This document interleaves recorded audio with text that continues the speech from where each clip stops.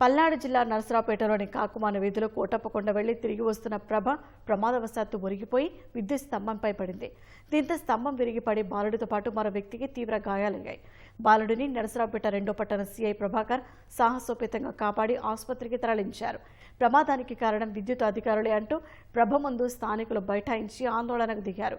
పదుల సంఖ్యలో ప్రభలు కోటప్పకొండకు వెళ్లి వస్తుంటాయని, విద్యుత్ స్తంభాలు మార్చాలని అధికారులకు సమాచారం ఇచ్చినా పట్టించుకోలేదని ఆరోపించారు. పోలీసులు సర్ది చెప్పడంతో స్థానికులు ఆందోళన విరమించారు. శివరాత్రి అని ప్రభలు కట్టారు. ఈరోజు తిరిగి ప్రభలు ఇంటికి వస్తున్నాయి. వచ్చేదాలో కాకుమాన బజార్లో ప్రభ తగిలి కరెంటు స్తంభం పడిపోయింది. అప్పుడు నా మనవడు ఉన్నాడు. నా మనవడు చూడటానికి పోయాడు. చూడటానికి పోయేటప్పుడు నా మనవడికి కొంచెం దెబ్బలు తగిలినాయి. పోలీసులు వచ్చి కాపాడి మదర్ తెరీసా ఆసుపత్రికి సమయాన్ని తీసుకొచ్చి నా మనవడు ప్రాంతం కాపాడారండి.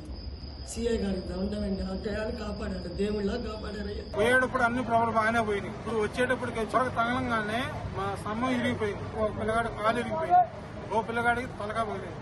ఇద్దరే సీరియస్ గా ఉంది. ప్రభలు మొత్తం ఇటే కదా పోయేది, ప్రాబ్లం గా ఉంటుంది, మార్చాలని చెప్పి కరెంట్ ఆఫీసర్ ఇంటిమేషన్ ఇచ్చాం. ఇచ్చినా కానీ వాళ్ళు రెస్పాన్స్ కాదు. శివరాత్రి తినాలంటే కోటప్పకొండకి పోయే ప్రభలు మొత్తం 10 నుంచి 12 ప్రభలు ఈ గొంతుల నుంచి పోతాయి. కరెంట్ ఆఫీసర్లు చూసుకోవాల్సిన బాధ్యత లేదా? కరెంట్ ఆఫీసర్ల నిర్లక్ష్యం వల్లే జరిగింది.